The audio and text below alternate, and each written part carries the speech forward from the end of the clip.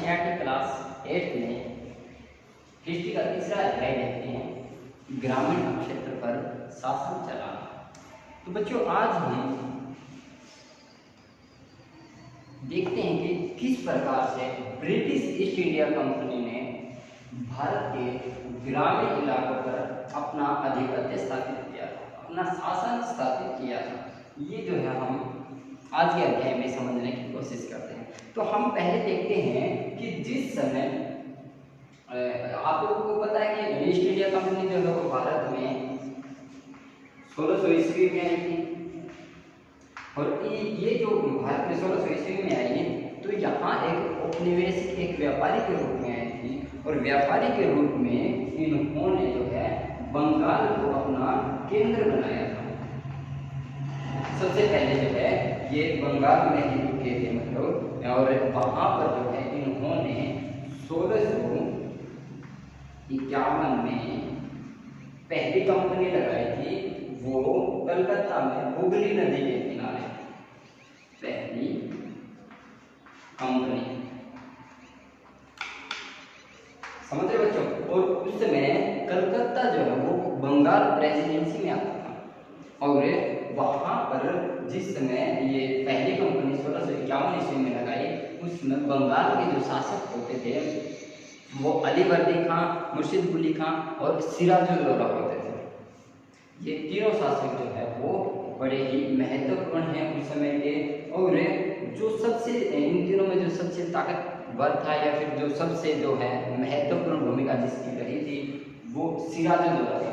सिराजुद्दौला इसलिए था क्योंकि सिराजुद्दौला के शासन में ही इन्होंने पहली कंपनी लगाई थी, और सिराजुद्दौला उसमें बंगाल के नवाब होते थे, और उसके शासनकाल में जो है कंपनी ने टैक्स देना मना कर दिया था, और अपनी जो है करेंसी अपने जो है सिक्के ढालने का काम करने लगे थे, जिसको देखकर वहाँ के नवाब सिराजुद्दौला ने इनको टैक्स देने के लिए भी फोर्स किया, दबाव डाला, और इनको जो है सिक्के ढालने की परमिशन नहीं दी गई। इसके चलते जो है वो ईस्ट इंडिया कंपनी और सिराजुद्दौला के बीच में जो है वाद विवाद चलते रहे हैं, और आखिरकार उनमें जो है युद्ध हुआ, और वो युद्ध कब हुआ? 1757 ईस्वी। समझ पा रहे बच्चों? 1757 ईस्वी में जो है ये जो मैंने आपको सेशन बताया ना, जो समय पीरियड बताया है 1651 में, 1651 से लेकर 1757 तक बंगाल प्रेसिडेंसी जो है उस समय नवाब जो है सबसे पहले अलीवर्दी खां थे, फिर मुर्शिद कुली खां थे, और फिर 1757 के समय में जो है वो सिराजुद्दौला वहाँ के नवाब बने थे। और जिस समय 1757 ईस्वी के टाइम में जिस समय सिराजुद्दौला वहाँ के नवाब थे, उस समय ईस्ट इंडिया कंपनी की जो नेतृत्व कर रहे थे वो रॉबर्ट क्लाइव कर रहे थे। और यहाँ पे जो पहला युद्ध होता है 1757 का जो पहला युद्ध होता है उसको हम प्लासी का युद्ध कहते हैं। प्लासी का युद्ध समझ पाए बच्चों? प्लासी का युद्ध कब हुआ था? 1757 ईस्वी में। किसके बीच हुआ था? रॉबर्ट क्लाइव और इसके बीच में हुआ था सिराजुद्दौला के बीच में। समझ पा रहे? और जिसके चलते जो है ये प्लासी का युद्ध सिराजुद्दौला हार गए थे, और ईस्ट इंडिया कंपनी इस युद्ध को जीत चुकी थी। और फिर उसके बाद जो है सिराजुद्दौला का जो उत्तराधिकारी रहा था वो उसका सेनापति मीर जाफर हुआ था, और मीर जाफर के बाद जो है मीर कासिम के बाद वापिस से मीर जाफर, और फिर जो है कंपनी ने खुद मतलब जो है कंपनी खुद वहाँ के नवाब बन गई थी। और जिस समय ये 1757 का युद्ध हुआ था उसके बाद जो है बक्सर का युद्ध हुआ था, वो भी कंपनी का और मीर कासिम के बीच हुआ था। बक्सर का युद्ध वो कंपनी का दूसरा युद्ध था बच्चों। उस बक्सर के युद्ध के बाद बक्सर का युद्ध 1764 ईस्वी में हुआ था। 1764 ईस्वी के बाद जो है इनको ईस्ट इंडिया कंपनी को 3 गांवों की दीवानी प्राप्त हो गई थी बच्चों। क्या हुआ था? 3 गांवों की दीवानी। अब हम फर्स्ट पॉइंट को समझते हैं कि कंपनी को दीवानी, वहां पे ईस्ट इंडिया कंपनी को वहां के 3 गांवों की दीवानी प्राप्त हो गई थी। तो सबसे पहले हम इस दीवानी शब्द को समझते हैं कि दीवानी है क्या। दीवानी का मतलब ये होता है कि वो जो 3 गांव की उन्हें दीवानी प्राप्त हुई थी, उन 3 गांवों से जितना भी कर प्राप्त होता है उस पर जो है वो ईस्ट इंडिया कंपनी का ही अधिकार होगा। मतलब क्या है कि वहां से जितना भी कर होता है वो ईस्ट इंडिया कंपनी प्राप्त करेगी। इसको हम दीवानी कहते हैं।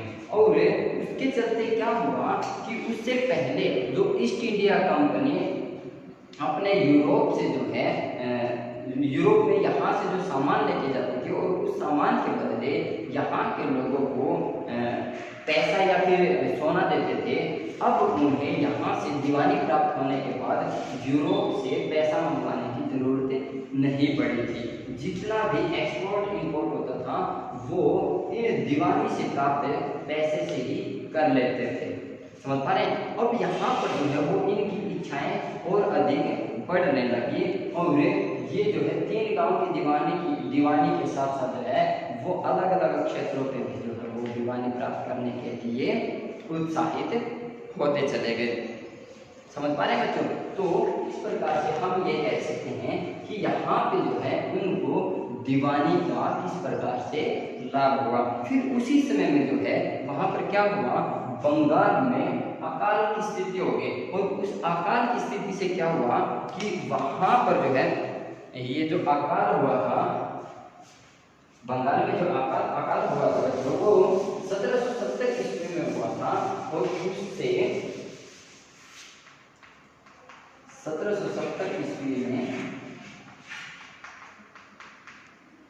बंगाल में अकाल, और उस अकाल से क्या हुआ था बच्चों कि वहाँ करीबन करोड़ों की संख्या में लोग जो है वो मर चुके थे और उनकी वहाँ की जो लगभग 1/3 आबादी समाप्त हो गई थी। अगर मान लो इतनी अधिक संख्या में लोगों की मृत्यु हो जाती है तो वहाँ पर क्या है कि कृषि क्षेत्र जो था, मतलब जो लोग कृषि करते थे वो कृषि का कम हो गई। अब कृषि कम हो गई तो वहाँ से जो लगान मिलता था, जो उनको दीवानी मिलती थी, उसमें भी जो वो कटौती होगी।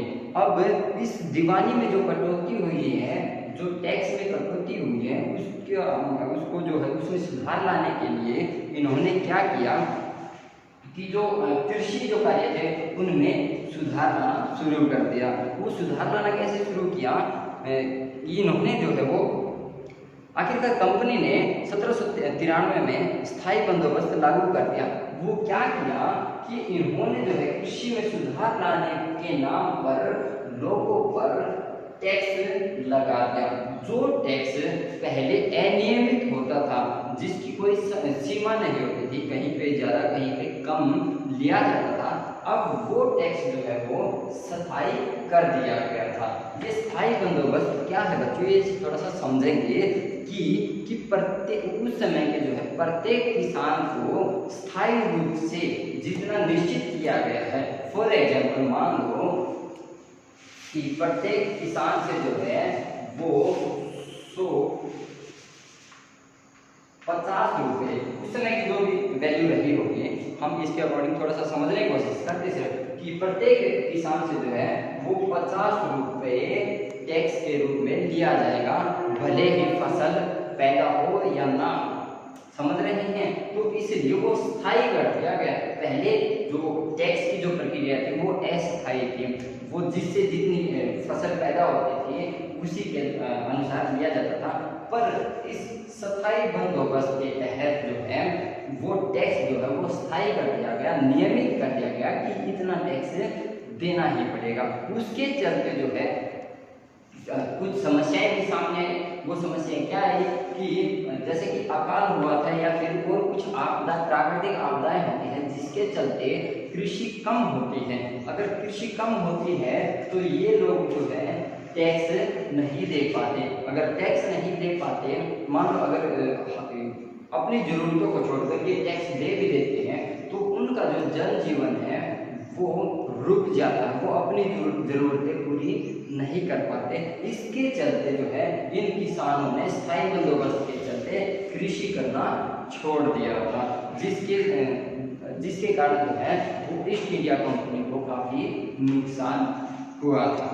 समझ पा रहे? तो फिर इसके बाद जो है उन्होंने इस स्थायी बंदोबस्त से जो है विभिन्न प्रकार की समस्याएं पैदा हुई और इस स्थायी बंदोबस्त में जो है वो कुछ सुधार किए गए। वो सुधार क्या किए गए? ये कहते हैं कि बंगाल प्रेसिडेंसी के उत्तरी पश्चिमी प्रांतों के लिए होल्ट मैकेली नामक अंग्रेज ने एक नई व्यवस्था तैयार की, जिसे 1822 में लागू किया गया।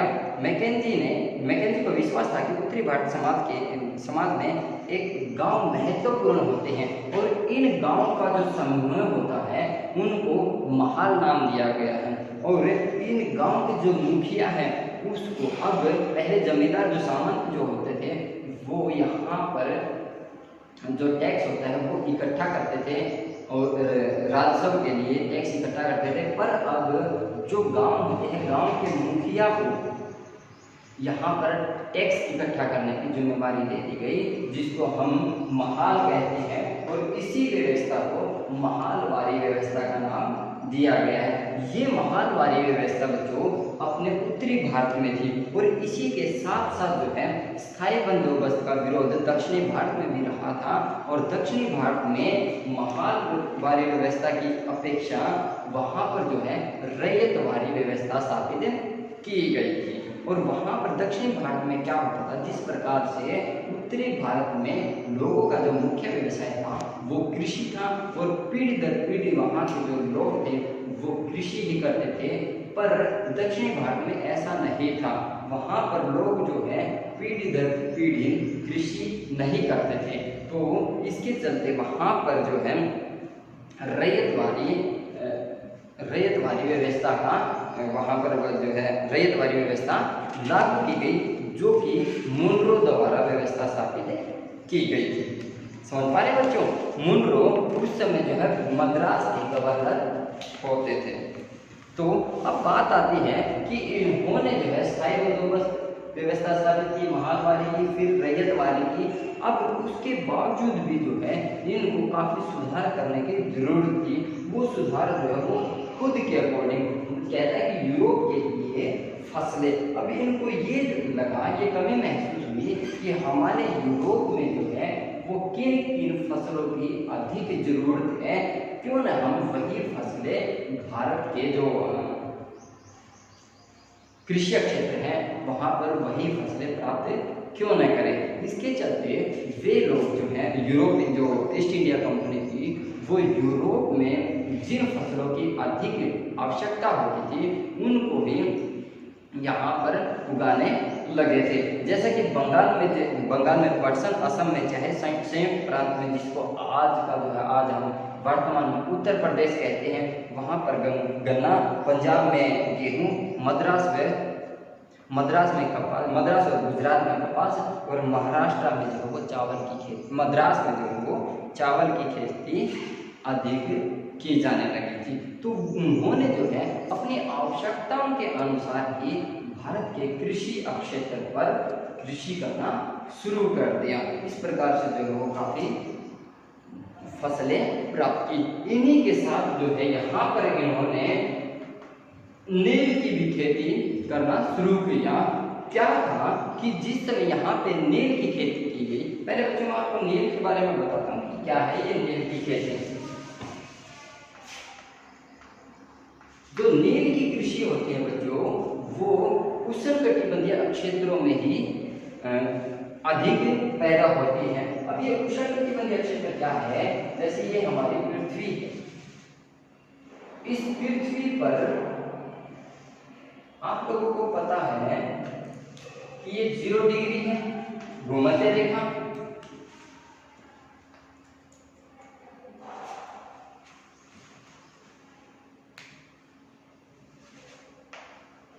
ये है 0 डिग्री भूमध्य रेखा। और भूमध्य रेखा से उत्तर उत्तरी अक्षांश पर 23.5 डिग्री पर कर्क रेखा है और 23.5 डिग्री दक्षिणी अक्षांश पर क्या है बच्चों, मकर रेखा है। और ये जो कर्क रेखा और मकर रेखा के बीच का जो क्षेत्र है ना, ये सारा का सारा क्षेत्र क्या है, उष्णकटिबंधीय क्षेत्र है। और इसी क्षेत्र पर जो है वो नील की खेती अधिक होती है। इसलिए भारत जो है उष्णकटिबंधीय क्षेत्र है, इसलिए यहाँ पर नील की खेती की गई।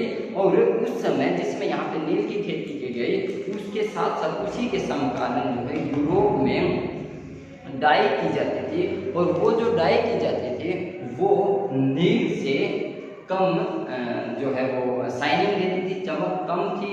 और उसका जो कलर था वो नील के कलर से फीका था। इसलिए भारत की जो नील थी वो यूरोप के बाजारों में दिन प्रतिदिन उसकी मांग जो वो बढ़ती जा रही थी। और इस मांग को पूरा करने के लिए ही ईस्ट इंडिया कंपनी ने भारत में जो वो नील की खेती करनी शुरू कर दी। समझ पा रहे? अब जो नील की खेती शुरू की थी उसका जो है वो यहाँ पर विरोध भी होने लगा। बच्चों बात क्या है, यहाँ पे विरोध क्यों होने लगा? क्योंकि जो नील की जो फसल होती है ना, वो एक बार मान लो जैसे ये जो क्षेत्र है, इस क्षेत्र पर जो है वो नील की खेती करनी गई है। अब इस क्षेत्र पर नील की खेती करने के बाद ये भूमि उपजाऊ नहीं रहती। समझ रहे हैं? अगर ये भूमि उपजाऊ नहीं रहती, ये बंजर हो जाती है, तो इस प्रकार से भारत की जो जितना भी कृषि क्षेत्र था वो एक करके जो है वो सारा बंजर हो जाता और यहाँ पर किसी भी प्रकार की अन्य फसल की पैदा नहीं हो सकती थी। इसके चलते वहाँ के किसानों ने जो है वो नील की खेती का विरोध करना शुरू कर दिया। और जिसके चलते जो है उन्होंने क्या किया, जितनी भी नील की फैक्ट्रियाँ कंपनियाँ थी वहाँ पर जाकर उन्होंने जो है विरोध किया और उनको बंद करने का जो है वहाँ पर उनको बंद करवाने के लिए भी जो वो आंदोलन किए। समझ पा रहे बच्चों जी? और इसके साथ ही क्या हुआ कि वहाँ पर किसानों ने नील की खेती करने के लिए मना कर दिया, पर जो उस समय के जो जमींदार होते थे उन जमींदारों ने जो है किसानों को नील की खेती करने के लिए जो है वो हम यहाँ पे कह सकते हैं कि उनको डराया धमकाया या फिर अपने जो लठेत होते थे, यहाँ पर लठेत शब्द का यूज किया गया है, जो लठेत होते थे उनका दबाव डालकर जो है उनको नील की खेती करने के लिए कहा गया। पर उस समय के जो किसान थे वो एकजुट हो गए और उनके जो जमींदार होते थे उनके लठेतों का भी एकजुट होकर सामना किया। तो इस प्रकार से हमने देखा कि इस अध्याय में किस प्रकार से ईस्ट इंडिया कंपनी ने गांव में अपना शासन चलाया और लोगों ने जो है वो किस प्रकार से उस शासन का समय समय पर, उसकी व्यवस्था का समय समय पर विरोध किया। उम्मीद है कि आप लोगों को ये वीडियो समझ आई है। अगर आई है तो आप हमारे यूट्यूब चैनल ज़्यादा से ज़्यादा हमारे यूट्यूब चैनल SJS को सब्सक्राइब करें, इस वीडियो को ज़्यादा से ज़्यादा लाइक करें, शेयर करें। आप लोगों का जो भी डाउट रहता है उसको कमेंट बॉक्स में मत